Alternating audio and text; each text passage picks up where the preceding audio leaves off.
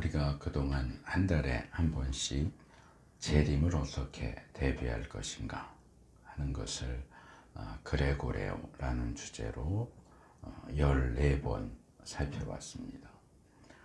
마지막 시간에 최후의 심판을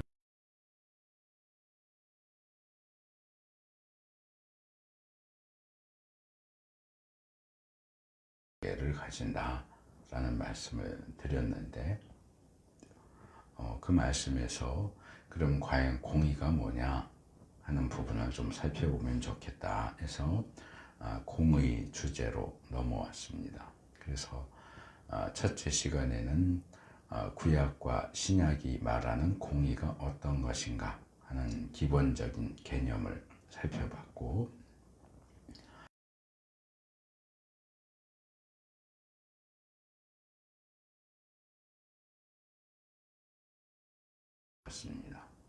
그래서 하나님의 공의를 살펴보면서 공의가 하나님의 나라와는 어떻게 연결되는가 하는 부분도 좀 따로 한번 살펴보면 좋겠다 하는 생각이 들었고, 그래서 오늘 본문을 선택했습니다.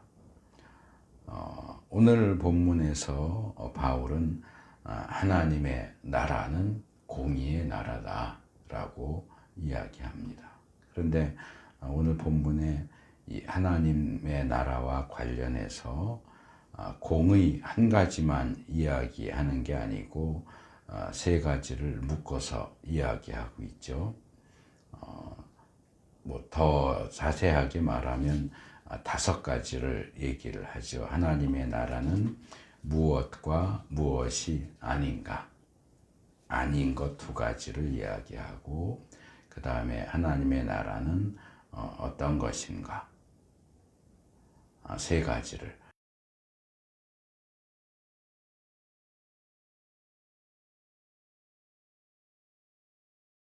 실은 이 로마서 14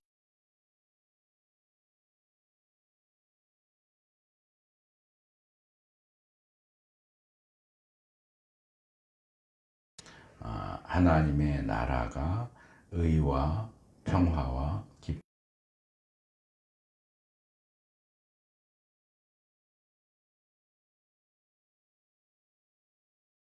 하고 적용해야 할까 하는 그런 말씀을 나누려고 합니다.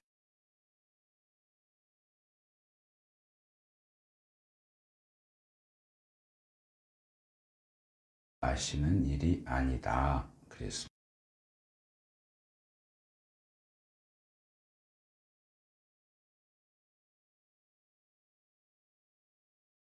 전체적으로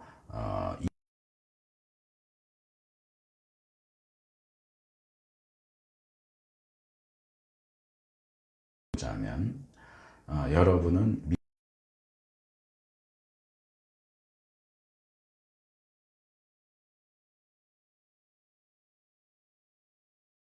얘기합니다. 믿음이 약한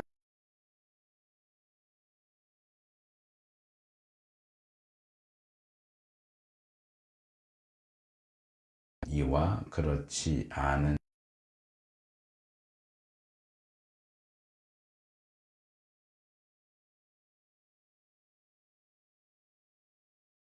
수 있다고 생각하는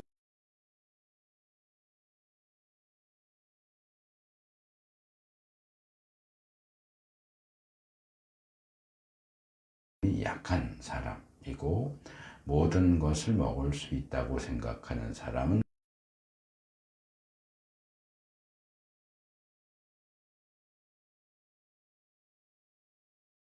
했어도 본문이 다루는 먹는 문제가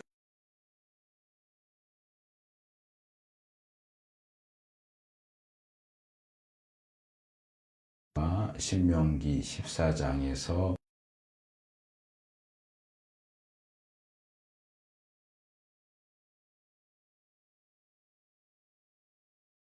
고기, 공중의 새,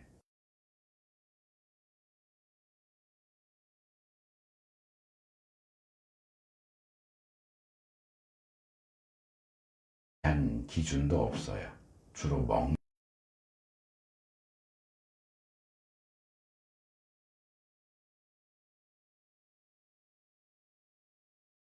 만 나왔고 채소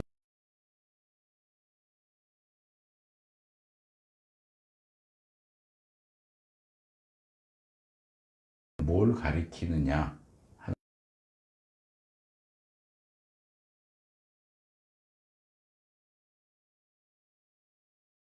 위에 가면 이제 이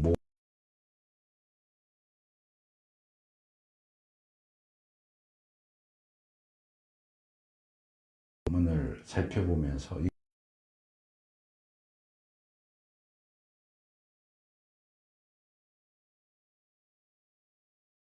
술 이렇게 나오기는 하는데 뭐 고기를 먹을 수 있다.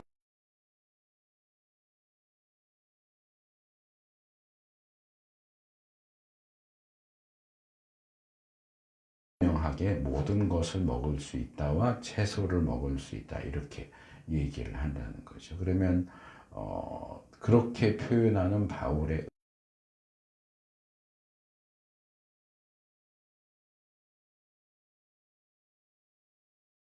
초점을 맞추고 그것만 문제가 되느냐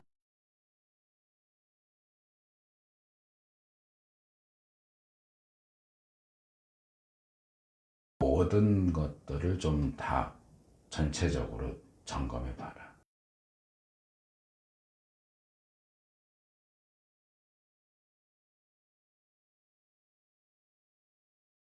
점검해 봐라 하는 의도로 좀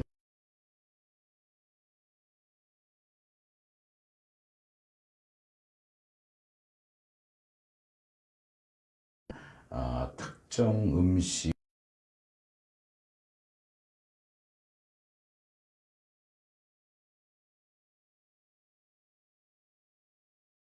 에서 서로를 업신여기거나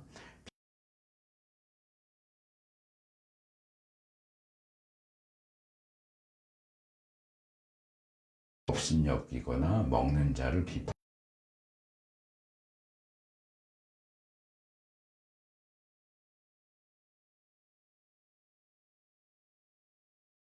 우리가 서로 사이에서 왜 그걸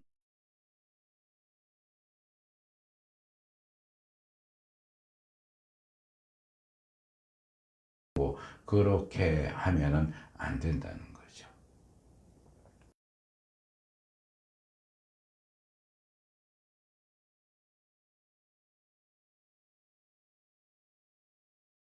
또는 절기라고 말할 수 있겠죠. 날을 예로 들면서 어떤 특정한 날을 더 중요하게 보는 사람도 있고 모든 날이 다 중요하다라고 보는 사람도 있는데 이렇게 얘기를 하면 이게 무슨 얘기지 할 수 있는데 좀 이해하기 쉽게 바꿔서 말하자면 이런 거예요.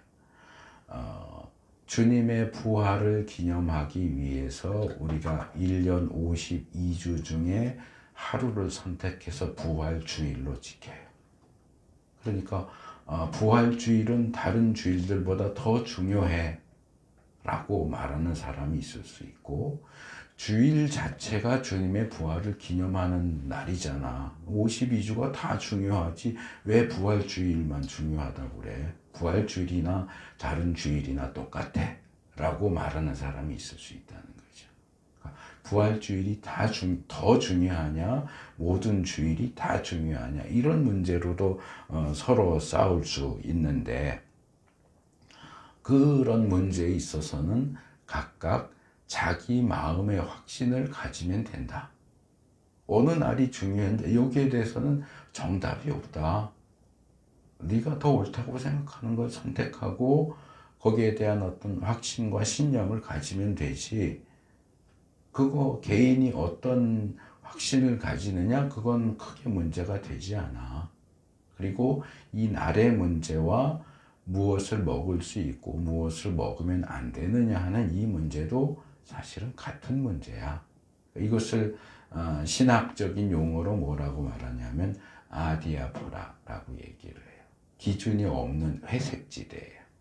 흰색이냐 검은색이냐, 이거 일반적으로 이제 이게 진리냐 비진리냐 하면 해도 되느냐 하면 안 되느냐, 이미 흰색 검은색으로 나누어지지만 그렇게 나누어지지 않는 회색지대, 해도 상관없고 안 해도 상관없는, 이걸 아디아포라라고 그래요.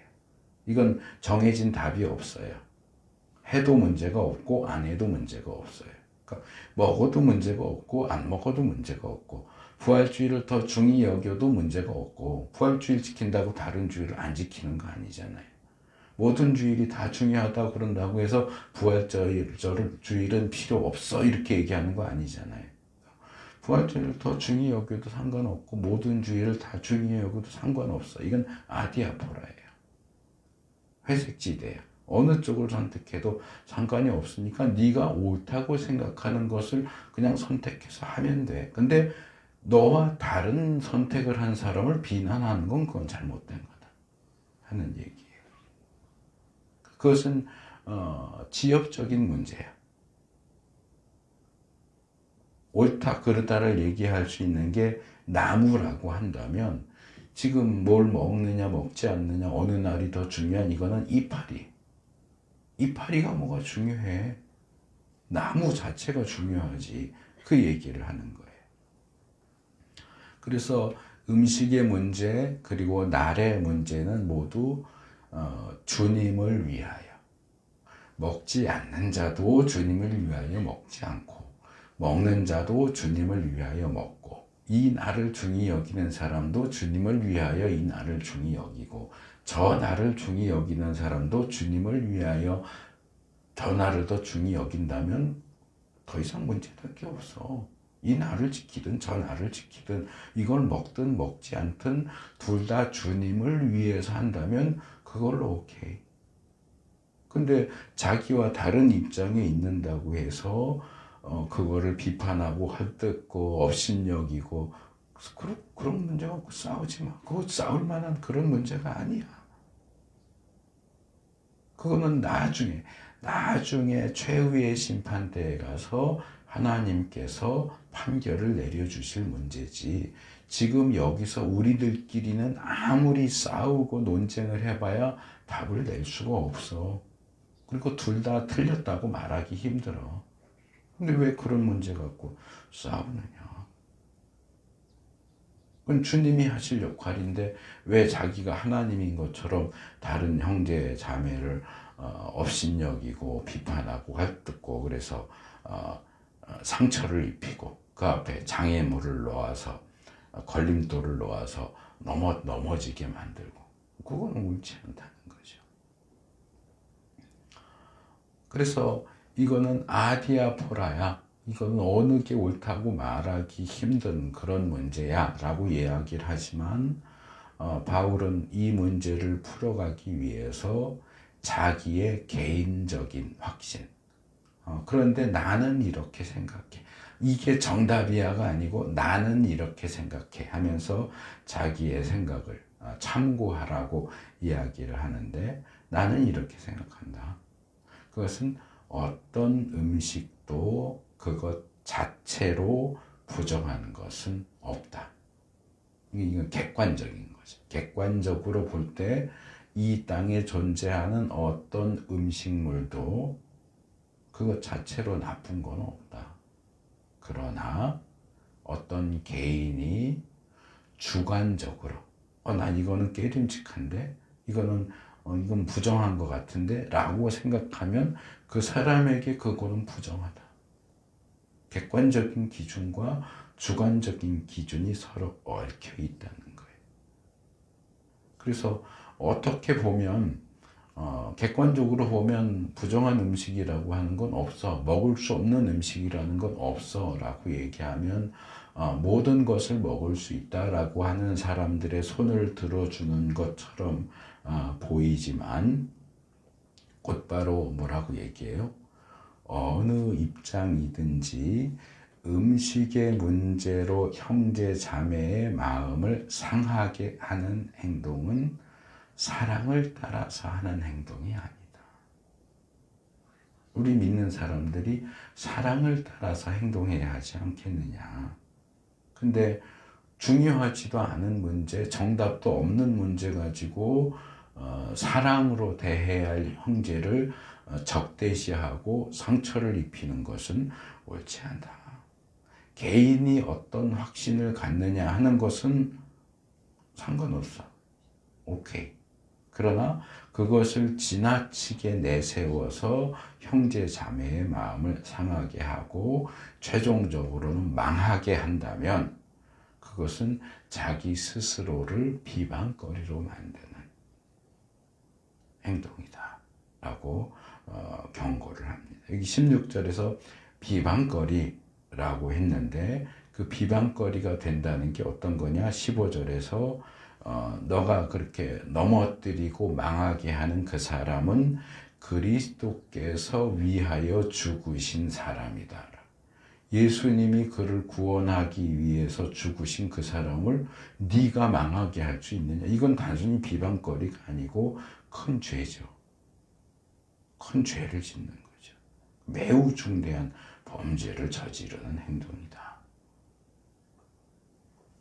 이렇게 쭉 이야기를 끌어온 후에 이제 17절로 넘어오면 바울이 뭐라 그래요? 하나님 나라는 먹는 일과 마시는 일이 아니야. 먹는 일, 마시는 일은 그렇게 중요한 문제가 아니야. 우리가 다 같이 하나님 나라를 향해서 가야 하는 사람들인데 그 함께 마치 2인 삼각을 하듯이 다 이렇게 다리 묶고 같이 해서 꼬린점에 들어가야 되는데 먹는 이거를 뭐 끈을 빨간색 끈으로 묶을래 노란색 끈으로 묶을래 하나 할 때 오른발을 내밀래 왼발을 내밀래 이런 걸로 싸우면서 결승점으로 못 가게 만들면 그게 뭐 하는 짓이냐 하는 얘기예요. 음식의 문제나 날의 문제보다 뭐가 더 중요하냐? 주님을 위하여 한다라는 게 더 중요하고 먹는 일과 마시는 일보다 하나님의 나라가 더 중요하다. 그래서 함께 하나님 나라에 들어가야 할 형제 자매를 별로 중요하지도 않은 문제 때문에 마음 상하게 하고 망하게 하는 일은 절대로 해서는 안 된다 하는 이야기를 하는 겁니다. 그리고 이제는 하나님 나라는 먹는 일과 마시는 일이 아니고 무엇이냐? 하나님의 나라는 성령 안에서 누리는 의와 평화와 기쁨이다. 17절 하반절에서 얘기하죠. 그러니까 우리가 하나님 나라를 향해서 가면서 초점을 맞춰야, 어디에 초점을 맞춰야 되느냐? 먹는 거 마시는 게 아니고 의와 평화와 기쁨에 초점을 맞춰야 된다. 그게 정말 중요하다. 먹는 일, 마시는 일은 이파리고 의와 평화와 기쁨이 나무야. 줄기고 뿌리고 가지고 그게 더 중요해 하는 이야기를 하죠. 여기 이제 두 가지 얘기가 나와요. 의와 평화와 기쁨이 세 개가 묶어서 한 세트로 나오고 이 한 세트로 되어 있는 세 가지를 한 묶음으로 묶어주는 게 뭐냐 하면 그것들을 성령 안에서 누린다. 성령 안에서 누리는 의, 평화, 기쁨 세트. 이게 하나님 나라의 핵심적인 요소다. 여기 의라고 하는 것은 첫째 시간에 소개했던 신약에서 의라고 할 때 대표적으로 사용되는 헬라어 단어 디카이오시네. 성격이나 행동에 있어서 공정하고 의롭고 정의로운 것. 그게 의. 평화는 헬라어로 에이레네라고 하는 단어인데 제가 예전에 그 대학 다닐 때쯤 신촌에 에이레네라는 카페가 생겼었어요. 기독교 카페가 없었던 때인데 그때 기독교 카페가 신촌에 생겨서 가끔 가고 그랬는데 이게 평화라는 뜻이에요. 뭐 이 에이레네보다는 우리한테 더 익숙한 건 히브리어 샬롬하고 같은 뜻이에요. 그래서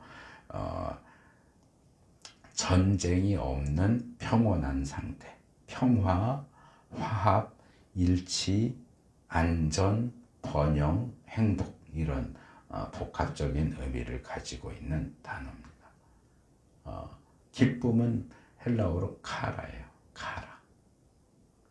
이 카라는 유쾌함, 즐거움, 기쁨을 가리키는 단어입니다.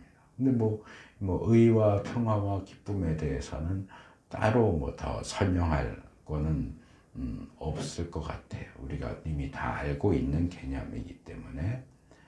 근데 뭐 일반 사회에서 사용하는 용어와 교회 안에서 사용하는 용어가 살짝 뭐 좀 차이가 날 수 있지만 기본적인 의미는 거의 같다고 보시면 됩니다. 그런데 바로 이 부분에서 조금 문제가 생깁니다. 바울은 이 의와 평화와 기쁨이 하나님 나라의 특징이다 라고 제시하는데 이것들이 정말 하나님 나라만의 독특한 특징이라고 하기에는 이 세상에서도 우리가 의로운 거, 평화로운 거, 기쁜 거 얼마든지 발견할 수 있고 누릴 수 있다는 거죠.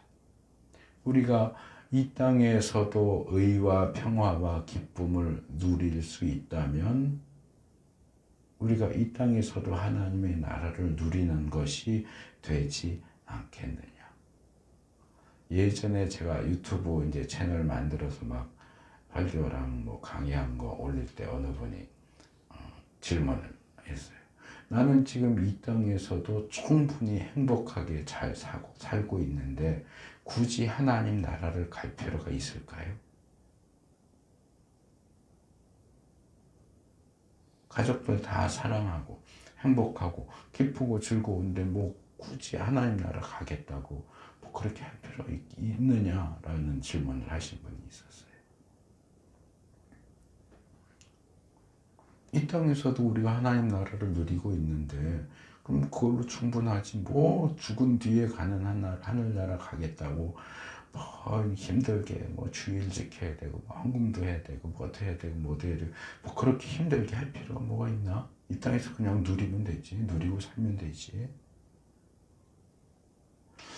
과연 우리가 이 땅에서 누릴 수 있는 의와 평화와 기쁨이 하나님 나라에서만 누릴 수 있는 의와 평화와 기쁨과 같을까? 그래도 뭔가 다른 점이 있으니까 바울도 이 땅에서 의와 평화와 기쁨을 경험할 수 있다는 걸 모르진 않았을 거예요. 그런데도 그것을 하나님 나라의 특징이라고 제시하는 데는 뭔가 다르고 뭔가 이유가 있지 않았을까 하는 거죠. 그리고 그 부분에 대한 해답이 이미 나와 있는데 그 의와 평화와 기쁨은 일반적인 의와 평화와 기쁨이 아니라 성령 안에서 누리는 의와 평화와 기쁨이라는 거예요. 그래서 뭐 의미는 비슷해도 그 의와 평화와 기쁨을 성령 안에서 누린다 하는 점에서 본문을 그러니까 거기에 더 초점을 좀 맞춰서 볼 필요가 있어요. 그래서 뭐 굳이 예수님을 믿지 않아도 굳이 천국에 가지 않고 이 땅에서도 의와 평화와 기쁨을 누릴 수는 있지만 그것은 하나님 나라에서 성령 안에서 의와 평화와 기쁨을 누리는 것과는 전혀 같지 않다 하는 겁니다.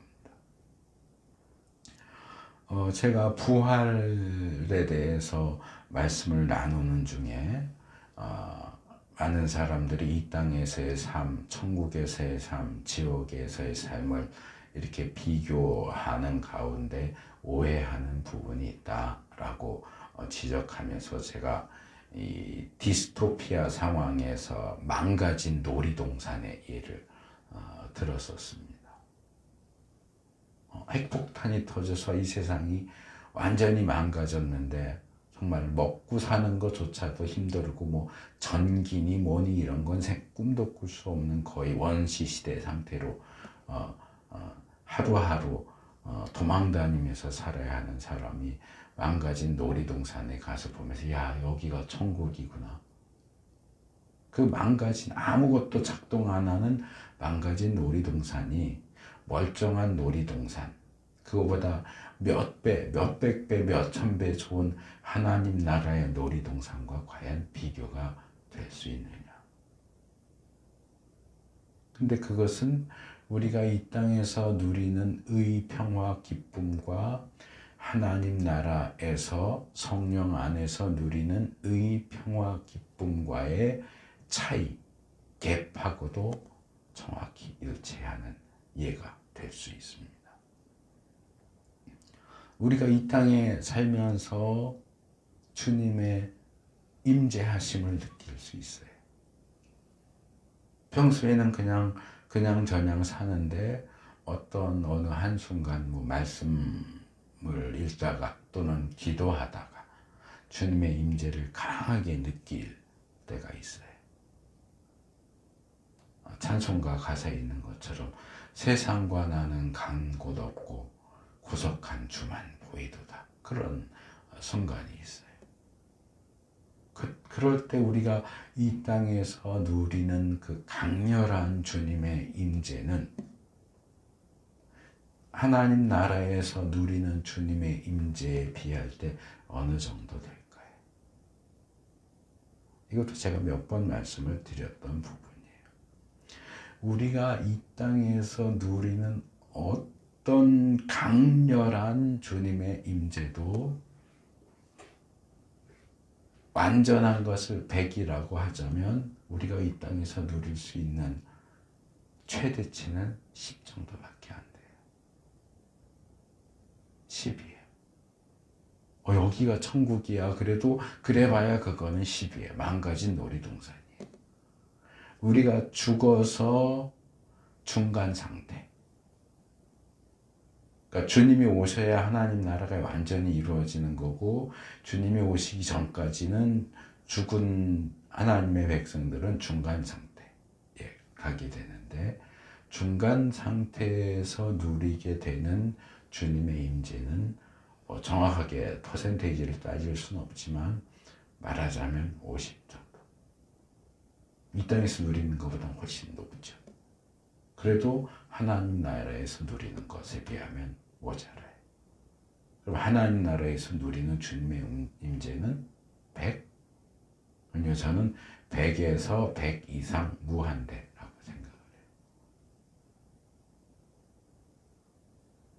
해요. 이건 비교를 할 수가 없는 거예요. 이 땅에서 어떤 순간적인 어떤 황홀경, 주님의 임재를 강렬하게 느꼈다고 해서 세상과 나도 간 곳 없고 여기가 천국이야. 그냥 나 이렇게 살면 좋겠다. 그게 천국이 아니라고요. 그거는 맛배기예요. 저기 마트 가서 시식 코너 가서 뭐 이렇게 잘라주면 요만한 쪼가리 하나 먹고 나는 별 5개짜리 뭐 갑자기 미쉐린 셰프가 만든 음식 배부르게 먹은 거나 똑같아 라고 얘기하는 거는 똑같은 거예요. 그게 어떻게 같아요?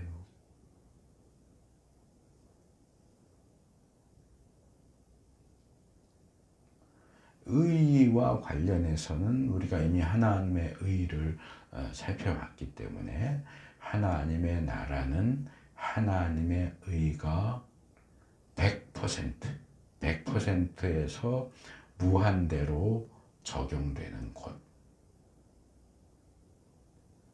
철저하게 하나님의 의가 한치도 빠짐이 없이, 예외가 없이. 지금도 하나님이, 의로우신 하나님이 이 세상을 다스리시지만 그 하나님의 공의에 어긋나는 것들을 너무 많이 보게 되잖아요. 이 세상하고는 달라요. 하나님 나라에서는 그런 일이 일어나지 않아요. 하나님의 공의에 위배되는 일은 전혀 단 0.001%도 일어나지 않아요. 평화에 대해서는 예수님께서 말씀하신 대표적인 말씀 하나만 소개하자면 요한복음 14장 27절에서 이렇게 얘기했어요. 나는 평화를 너희에게 넘겨준다. 나는 내 평화를 너희에게 준다. 내가 너희에게 주는 평화는 세상이 주는 것과 같지 않다. 주님이 주시는 평화, 하나님의 평화, 성령 안에서 누리는 평화는 세상이 주는 평화와 같지 않아요. 요한복음 16장 33절, 에베소서 2장 17절, 6장 23절도 이 하나님이 주시는 평화가 이 세상에서 일반적으로 보게 되는 평화와 어떻게 다른지를 이야기합니다. 기쁨에 대해서도 예수님께서 요한복음 15장 11절에서 이렇게 말씀하세요. 내가 너희에게 이러한 말을 한 것은 내 기쁨이 너희 안에 있게 하고 또 너희의 기쁨이 넘치게 하려는 것이다. 여기도 내 기쁨, 예수님의 기쁨, 예수님이 주시는 기쁨, 예수님이 주시는 기쁨은 이 세상이 주는 기쁨과 같지 않아요. 요한복음 17장 13절, 누가복음 10장 21절, 사도행전 13장 52절도 하나님이 주시는 기쁨이 이 세상의 기쁨과 어떻게 다른가 하는 것들을 얘기하는 구절들입니다. 그래서 성부, 성자, 성령 하나님이 주시는, 말하자면 made in heaven이에요. made in heaven. 의와 평화와 기쁨은 세상이 주는 made in us. 세상이 주는 것과는 질적으로나 양적으로나 전혀 다릅니다. 사실상 그 둘을 비슷하다고 하거나 비교하는 것 자체가 제가 생각할 때는 하나님한테 자존심 상하는 기분 나쁜 일일 것 같아요. 뭐가 떠올렸느냐 하면 예전에 몇 년 전에 그런 얘기가 유행됐었어요. 예능에서 박찬호 선수인가 세계적인 야구 선수잖아요. 이 선수가 와서 이렇게 공을 던지니까 옆에 있던 개그맨이 그래. 자네 공 좀 던지네. 야구 선수 하지 않을래가 이래가지고 개그맨이 공 던지는 건 뭘 알겠어요. 그 사람은 프로 선수인데. 그래서 그게 재밌다고 한참 돌아다녔던 적이 있는데 이제 중학교 들어간 학생이 세계적인 축구 선수, 야구 선수가 볼 차고 공 던지는 거 보면서 아유 볼 좀 차네, 공 좀 던지네 그렇게 얘기하는 거랑 똑같아요. 뭘 어디다 갖다 대요 그거를. 이 땅에서 누리는 의, 평화, 기쁨을 하나님이 주시는 의, 평화, 기쁨과 비교하는 것 자체가 이거는 하나님한테는 기분 나쁜 일이에요. 그걸 어디다 대? 우리가 이 땅에서 누릴 수 있는 어떤 최고급 사양의 그 무엇이라 할지라도 그것은 하나님 나라에 가면 찾아보기도 힘든 싸구려 짝퉁이에요.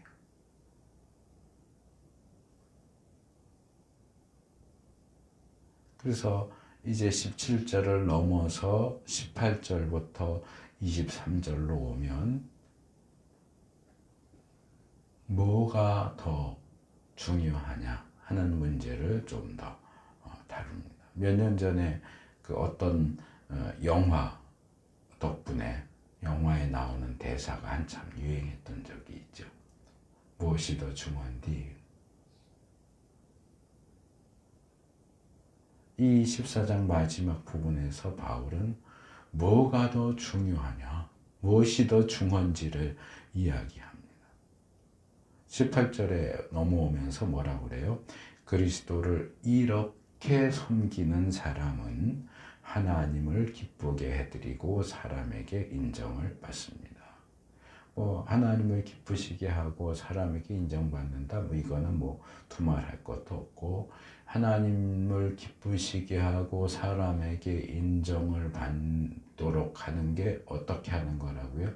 이렇게 주님을 섬기는 거예요. 이렇게 섬기는 게 어떤 거예요? 제가 헬라어 원문을 찾아보니까 가르 앤 투토 이렇게 돼 있어요. 이 가르는 왜냐하면 또는 그러므로 이런 뜻이고요. 앤은 이제 영어의 in에 해당되는 거고요. 투토는 this. 그러니까 이런 방식으로 이렇게 읽을 수 있어요. 이런 방식으로. 이런 방식이 뭐예요? 17절에서 말한 내용이에요. 먹는 거 마시는 거에 초점 맞추지 말고 성령 안에서 의와 평화와 기쁨에 초점을 맞추는 방식으로 주님을 섬겨야 하나님을 기쁘시게 하고 사람에게 인정을 받는다. 하나님 나라를 향해 가면서 먹는 일과 마시는 일이라고 하는 지역적인 문제에 얽매이는 것이 아니라 성령 안에서 누리는 의와 평화와 기쁨이라는 정말 핵심적인 문제에 초점을 맞추는 방식으로 생각하고 행동해야만 하나님이 기뻐하시고 사람들에게도 인정을 받을 수 있다. 29절로 넘어오면 이 의와 평화와 기쁨을 다르게 바꿔서 말하죠. 서로 화평을 도모하는 일과 서로 덕을 세우는 일을 해라. 이 화평 번역을 다르게 했지만 이 화평이라고 번역된 단어는 17절에서 평화라고 번역된 단어랑 같은 단어예요. 에이레는.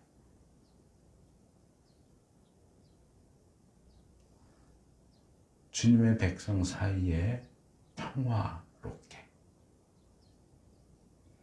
서로 행복하게 해피하게 사는 게 중요하다. 중요하지 않은 문제로 아웅다웅하고 상대방을 깔아뭉개고 상처 주고 낙심하게 만들고 망하게 만들지 말고 해피하게 가자. 중요한 거 아니면 그냥 넘겨. 그렇게 꼬투리 잡아갖고 괴롭히고 상대방도 마음 상하고 나도 마음 상하고 그렇게 넘어지고 넘어뜨리는 일 하지 말고 가급적이면 서로 화평하게, 그리고 이 덕을 세운다. 제가 초등학교, 국민학교, 중학교, 고등학교 다닐 때 이게 무슨 말이지 했던 것 중에 하나가, 여기 이제 덕을 세운다 했지만은 예전에 개혁에는 뭐라고 했냐면 건덕 그랬어요. 건덕.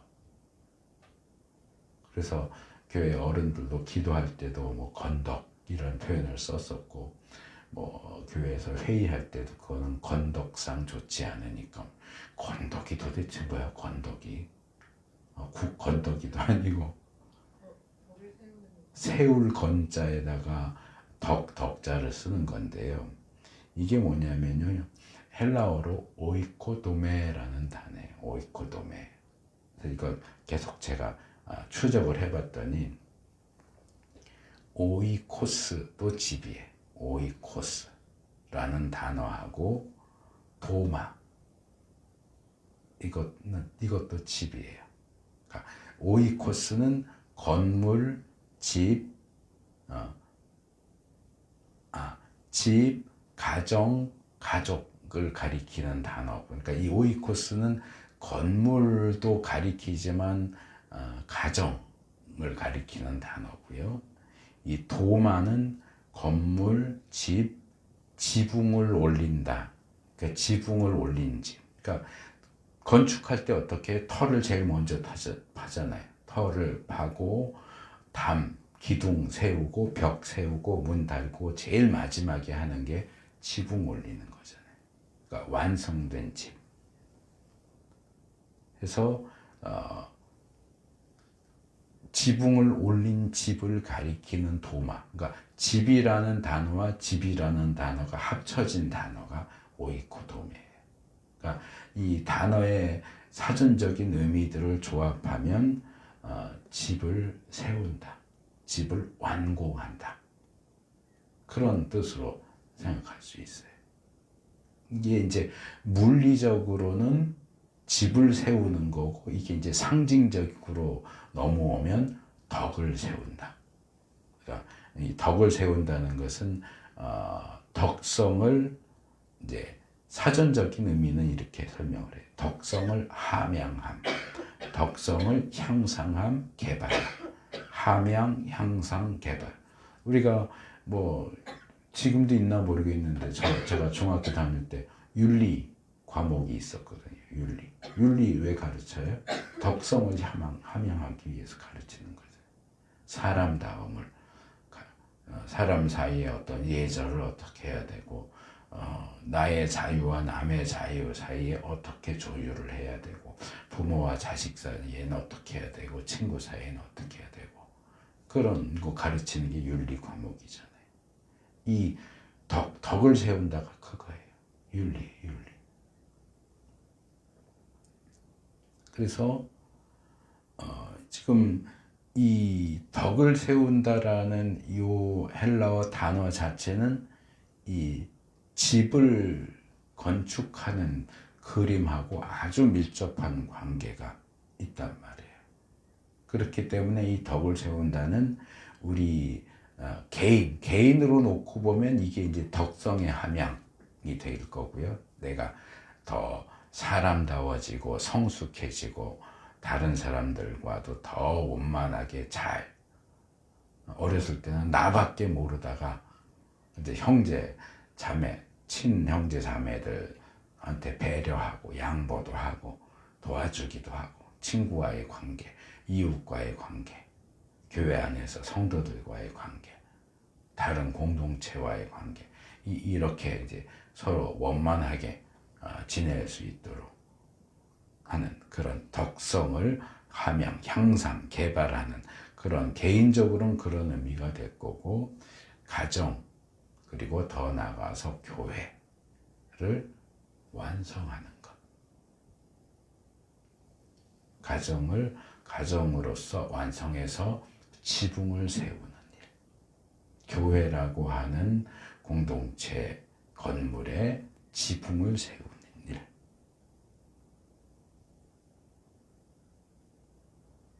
그래서 이렇게 말할 수 있어요.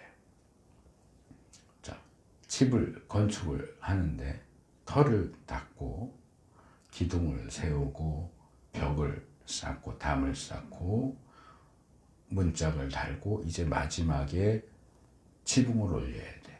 이제 지붕까지 씌우면 건축이 끝나요. 근데 중간에 싸움이 일어났네. 왜 싸우냐? 문짝에 초인종을 노란색 배를 달 것이냐 빨간색 배를 달 것이냐 고 싸워. 서로 죽자하고 싸우다가, 야, 이럴 거면 다 때려쳐. 지붕만 올리면 되는데 무슨 색 배를 달 거냐 가지고 싸우다가 건축이 중단돼 버렸어요. 그럼 되냐는 거예요.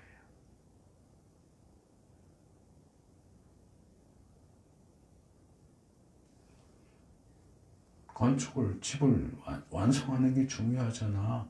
노란색 벨, 빨간색 벨 무슨 상관이야 그게. 뭐 빨간색 벨 달면 뭐 집에 화재가 나냐? 무슨 색을 달면 무슨 상관이야? 왜 그거 갖고 서로 싸우고 때려쳐 이러고 다 뿔뿔이 흩어져 버리고 그러냐? 제정신이냐? 지붕만 올리면 되잖아 이제. 그 얘기하는 거예요. 서로 평화롭게 배려하면서 건축을 잘 끝내는 게 중요하지, 무슨 색깔 배를 달 것이냐가 뭐가 중요하다고 그거 갖고 목숨 걸고 싸워.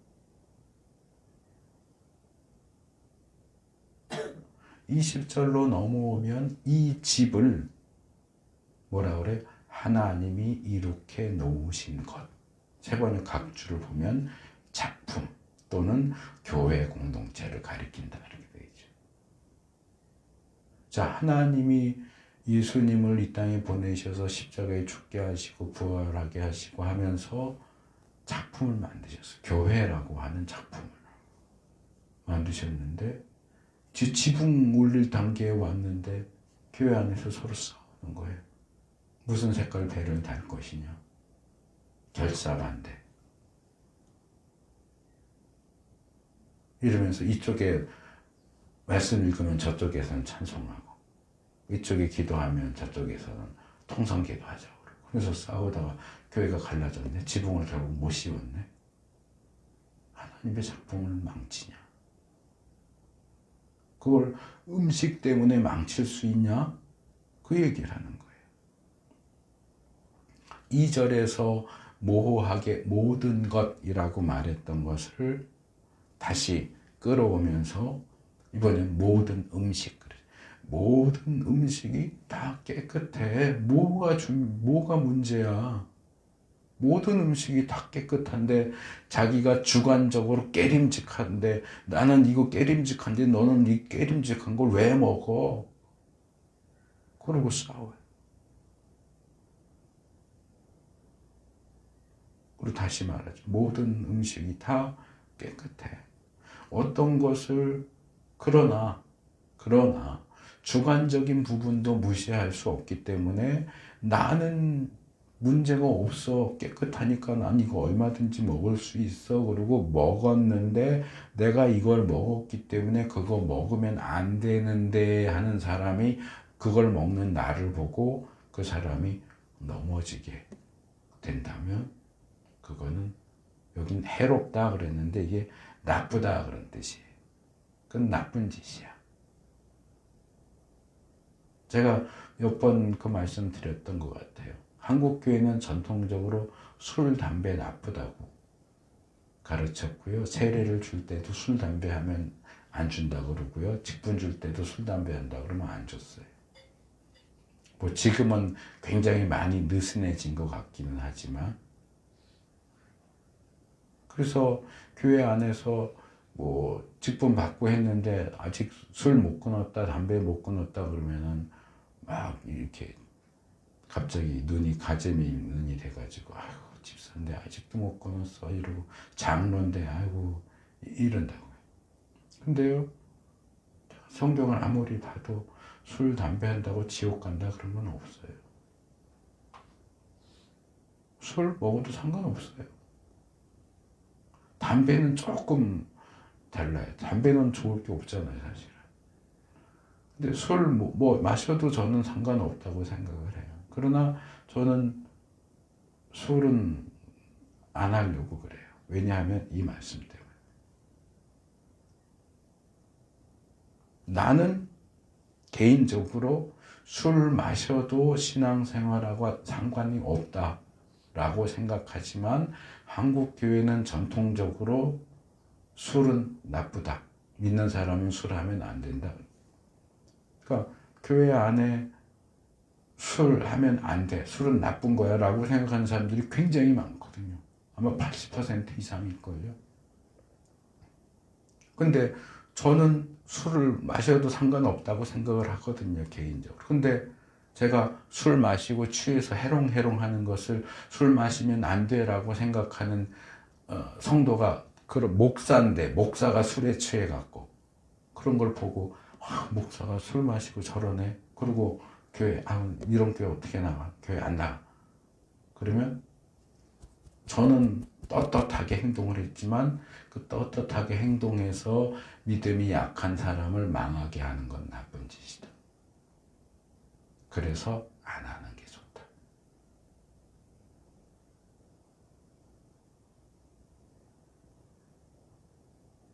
그게 제 개인적인 결론이에요. 술 마신다고 정죄할 생각은 없어요. 마실 수 있어요. 뭐 술 마시는 게 죄는 아니에요. 그러나 한국 교회의 정서상 술 마시는 것은 믿음이 약한 이들에게 본이 되지 않아요. 가톨릭은 아예 술, 담배를 허용을 하잖아요. 그러니까 신부가 술 취해서 해롱해롱하면 가톨릭 신자들은 그런데요. 아, 우리 신부님 뭔가 괴로운 일이 있으신가 보다. 근데 목사가 술 취해갖고 해롱해롱 해봐요. 아, 우리 목사님 괴로운 일이 있으신가 보다. 그래요? 저게 무슨 목사야 이러지. 그러니까 이 의식 자체가 그렇단 말이에요. 그러니까 수준이 높은 사람한테 맞춰져야 되는 게 아니고 낮은 사람한테 맞춰져야 된다. 그것 때문에 상처받고 넘어지고 망가지는 사람이 있다면 맞춰주라는 거예요. 네가 더 성숙하다며. 그럼 성숙한 사람이 맞춰줘야지.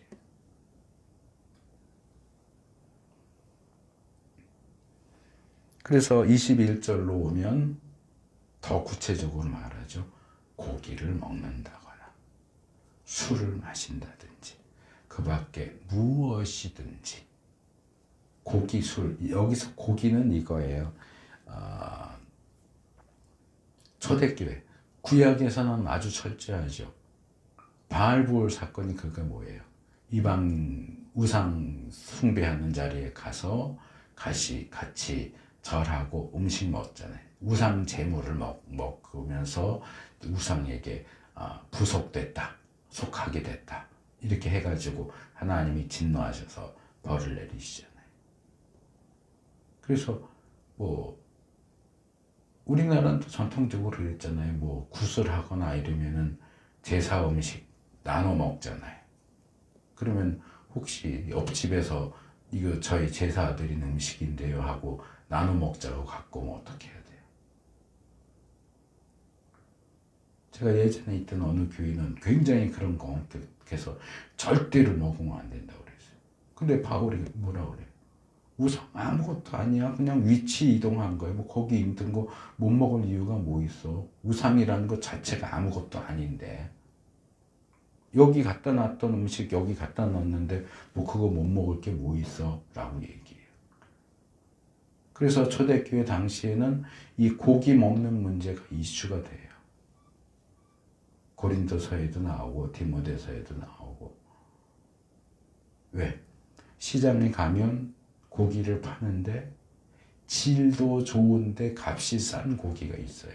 그건 다 뭐냐 하면 우상 앞에 받쳐졌다가 다시 나오는 말하자면 중고고기예요.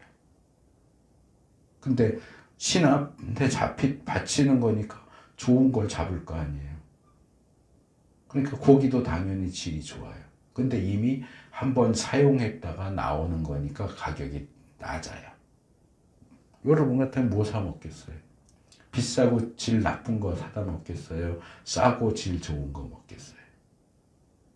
그러니까 믿는 사람들 중에도 그 고기를 사다 먹는 사람들이 있는데 바울처럼 못 먹을 게 뭐 있어. 그냥 위치 이동한 건데 우상은 이 세상에 없는 건데 자기들끼리 그냥 그렇게 하다가 나온 건데 내가 못 먹을 게 뭐 있어 하고 먹는 사람이 있고, 그래도 이게 우상 앞에 놨던 건데 이걸 믿는 사람이 먹어도 되나? 아니야, 고기 먹으면 안 돼. 그냥 채소만 먹어 하는 사람이 있으니까 서로 싸우는 거거든요. 고기 구상 제물로 있었던 고기 먹어도 된 모든 걸 먹을 수 있는 왜 그거라고 못 먹어? 왜 넌 이것도 못 먹냐? 하는 사람은 못 먹는 사람을 없인 여기는 거고, 그거 깨림직해서 어떻게 먹어? 믿는 사람이 우상 앞에 놓였던 고기를 어떻게 먹어? 차라리 난 채소만 먹을 거야 하는 사람은 고기 먹는 사람을 비판하는 거고, 어떻게 넌 믿는 사람이 고기를 먹을 수 있어? 바울의 결론이 뭐예요? 개인적인 결론.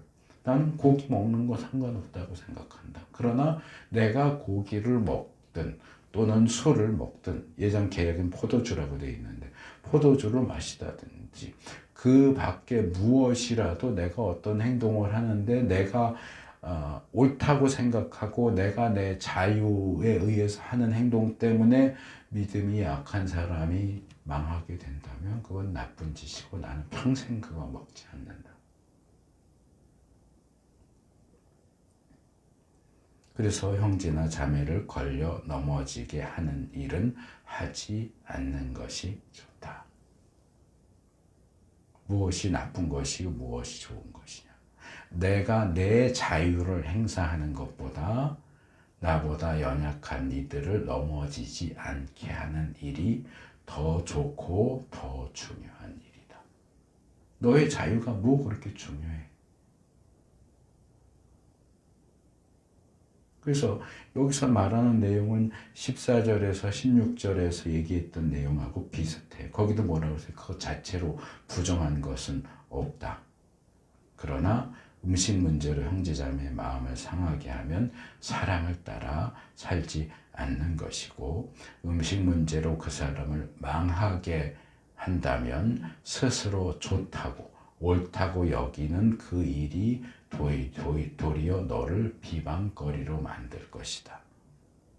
하나님 나라에서 정말 중요한 문제, 의와 평화와 기쁨을 제쳐놓고 지역적인 문제, 음식 문제, 날 문제, 이런 것들을 부풀려서 그것 때문에 나와 다른 생각을 하는, 나보다 연약한 형제 자매에게 상처를 입히고 넘어뜨리고 결국에는 망하게 하고 하나님의 집의 완공을 망치는 사람은 매우 중한 죄를 짓는 것이다.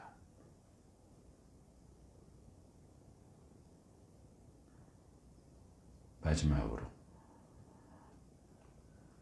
여기 바울이 처음부터 일관되게 말하는 게 있어요.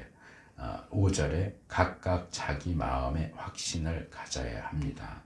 12절에도 우리는 각각 자기 일을 하나님께 사실대로 아뢰어야 할 것입니다.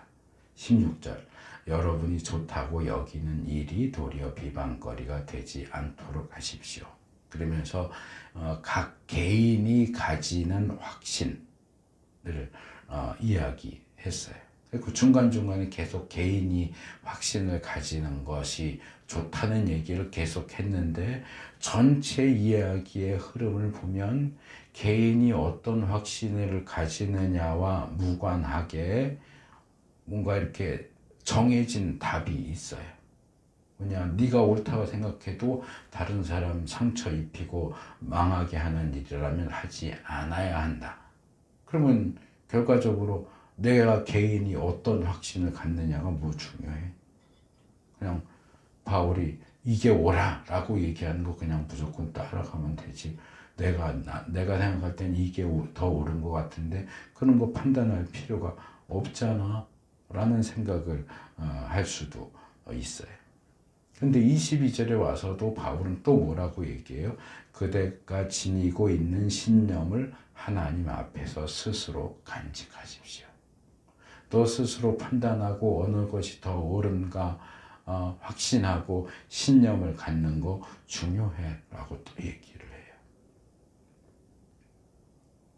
근데 또 자기가 옳다고 생각하는 일을 하면서 자기를 정죄하지 않는 사람은 복이 있다 라고도 말하죠. 무슨 얘기예요? 내가 옳다고 생각하는, 확신하는 그 신념대로 행동하되 그 신념 때문에 나 스스로를 정죄하는 일이 일어나지 않도록 조심해라. 자, 내가 뭔가를 옳다고 믿고요, 내가 옳다고 믿는 대로 행동하는 거 그거 좋아요. 그거 가지고 뭐라고 말할 수 없어요. 그런데 내가 옳다고 믿는 그 신념과 확신대로 행동하는 것이 항상 객관적으로도 옳고 또 항상 좋은 결과로 이어지느냐? 그렇진 않아요. 예를 들어서 뭐 이런 경우는 거의 없겠지만, 자기가 날 수 있다는 확신, 신념을 가진 사람이 있다고 해요. 나는 여기 지금 낮아서 이렇게 내가 막 이렇게 해도 못 날지만 저기 높은 데서 뛰어내리면 내가 바람을 타고 날 수 있어. 거기에 대한 정말 굳은 신념을 가진 사람이 저기 뭐 63빌딩 이런 데 꼭대기 올라가서 뛰어내렸다고 쳐요. 그 사람 자기 신념대로 행동했기 때문에 정말 날 수 있을까요? 아니요, 죽습니다. 신념대로 행동해도 좋은 결과를 얻지 못할 수 있어요. 그 죽으면서 어떤 새끼가 나 날 수 있다고 확신할 수 있게 만들었지? 남 욕하고 하나님 욕하고 그러지 말라는 거야. 네가 네 신념대로 행동했잖아. 그럼 결과도 네가 받아야지. 신념대로 행동해 놓고 최후 심판대 앞에서 하나님으로부터 맞아, 네가 가졌던 신념이 옳아. 네 신념은 하나님의 원리 원칙에 부합되는 올바른 신념이었어 라고 인정을 받는 사람은 복이 있지만 반대의 경우도 있다는 거 알아라. 내 전체 인생과 심지어는 내 생명까지도 바쳐서 옳다고 믿는 그것을 행했는데 마지막 날 하나님, 네 신념 틀렸어. 그건 내 방식하고 달라. 내가 가르치는 원리하고 다르다. 네가 가졌던 신념은 틀렸어 라고 하는 자는 망하는 거죠. 내가 얼마나 확실하게 절실하게 믿었고 확신했고 신념을 가졌느냐는 상관이 없어요.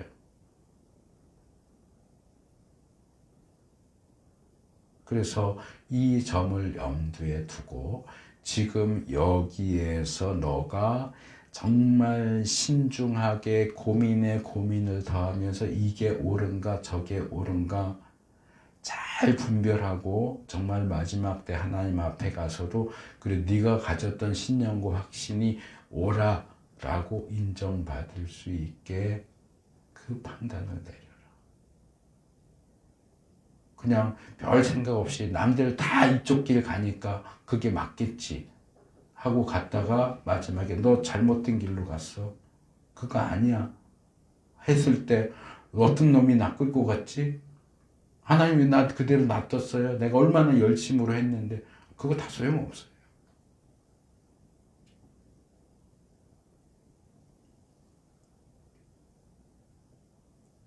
그래서 잘 분별하고 이 신념과 확신을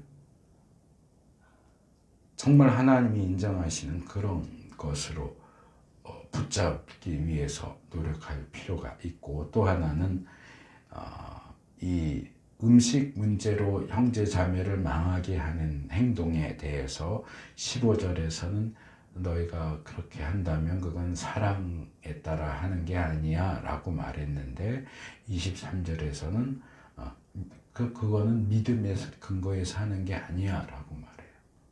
그래서 사랑과 믿음 두 가지 기준이 제시가 돼요. 같은 문제를 얘기하면서 너의 행동 지침은 뭐냐? 사랑 그리고 믿음. 각 개인의 확신과 신념은 성경이 말하는 사랑과 믿음의 원리, 그 기준에 부합되는 것이어야 한다. 여기 제가 하나의 원리를 더 추가하고 싶은데 제가 만들어낸 게 아니고 바울이 같은 문제를 다루는 고린도전서 10장 31절에서 너무나 잘 알려진 말씀이죠. 그러므로 여러분은 먹든지 마시든지 무슨 일을 하든지 모든 것을 하나님의 영광을 위하여 하십시오.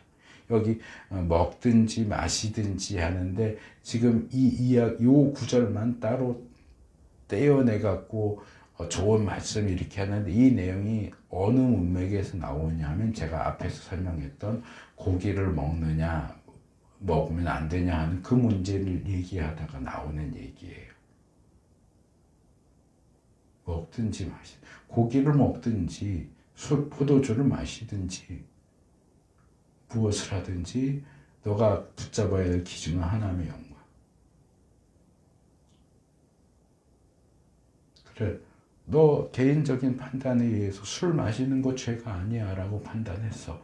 그러면은 그 너가 술 마시는 그 행동은 하나님의 영광을 위해서 술을 마시냐? 하나님의 영광을 위해서 담배 피냐?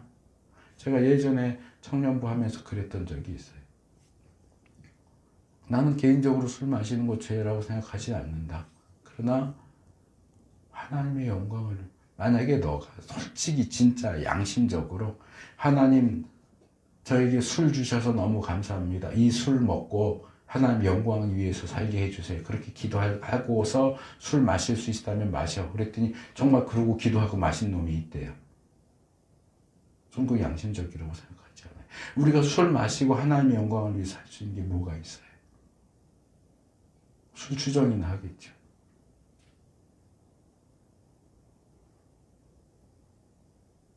목사가 나는 너무 내성적이어서 설교할 때 너무 힘드니까 술 먹고 술 취해서 술 기운으로 좀 유쾌하게 설교하면 다 좋아하겠지. 술 마시고 설교하면 좋아하겠어요?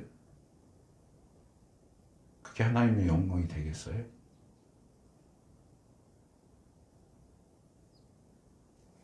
사랑으로, 믿음으로, 그리고 하나님의 영광을 위하여 내가 가지고 있는 신념이, 확신이 사랑과 믿음과 하나님께 영광, 이 원칙에 부합되는지 잘 살피셔야 됩니다. 로마서 14장 6절에서 말하죠. 어떤 나를 다 존중히 여기는 사람도 주님을 위하여 그렇게 하는 것이요.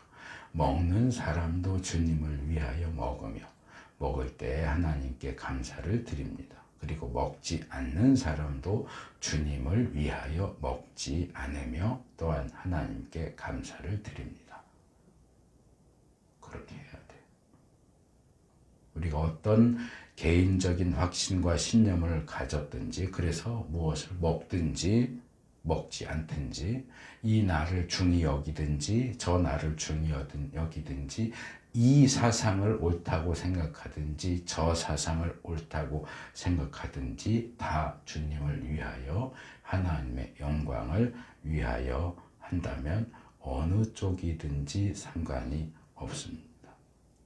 그러나 두 가지를 명심해야 됩니다. 첫째, 나와 다른 확신과 신념을 가졌다고 해서 형제 자매를 넘어뜨리고 망하게 하면 안 됩니다. 근데 이 부분은 제가 앞부분에서 말씀드렸던 것처럼 아디아포라, 회색지대에 대한 얘기예요. 진리냐 비진리냐는 이건 다른 문제입니다. 이거는 좋게 넘어가자 그러면 안 돼요. 비진리를 선택해놓고 나는 이게 옳다고 생각해. 아니요. 그거는 지금 여기서 얘기하는 주제가 아니에요. 그건 언젠가 다룰 기회가 있으면 뭐 할 수 있을지 모르겠네요. 진리냐 비진리냐 이거는 얄짤없어요. 그거는 좋게 가는 게 아니에요. 아닌 건 확실히 아닌 걸로 잘라서 버려야지. 아닌데 붙잡고 나는 이게 옳다고 생각. 아니요. 그건 아니에요. 그건 잘 분별해야 돼요. 그러나 진리냐 비진리냐의 문제가 아니고 답이 없는 아디아포라의 문제에 있어서는 어느 쪽도 상관이 없다. 그것보다 서로 평화롭게 덕을 세우는 게 더 중요하다. 둘째, 그러나 최후 심판 때에 하나님으로부터 인정을 받을지 정죄를 받을지를 염두에 두고 책임감을 가지고 두려움 가운데 신중하게 신념과 확신을 선택해라. 그냥 별 생각 없이 난 그냥 이게 좋은데 즉흥적으로 남들 다 하니까 그런 식으로 선택하면 안 돼. 거기에 대한 책임도 내가 져야 돼. 말씀을 맺겠습니다. 로마서 14장 전체를 훑어보느라고 막상 공의 자체에는 초점을 맞추지 못했지만, 공의라고 하는 것 자체가 공정과 올바름이라는 뜻을 가지고 있다고 했잖아요. 함께 하나님의 나라를 향해 가면서 서로가 서로에 대해서 취해야 하는 마땅히 올바른 태도와 자세를 살펴봤다는 점에서는 하나님의 나라는 의와 평화와 기쁨이다 하는 그 말씀을 그 원래 의도에서 많이 벗어났다고 생각하지는 않습니다. 공의로우신 하나님께서 다스리시는 공의로운 하나님 나라를 향해 가는 하나님의 백성으로서 모든 것을 올바르고 정당하게 행할 수 있기를 축복합니다.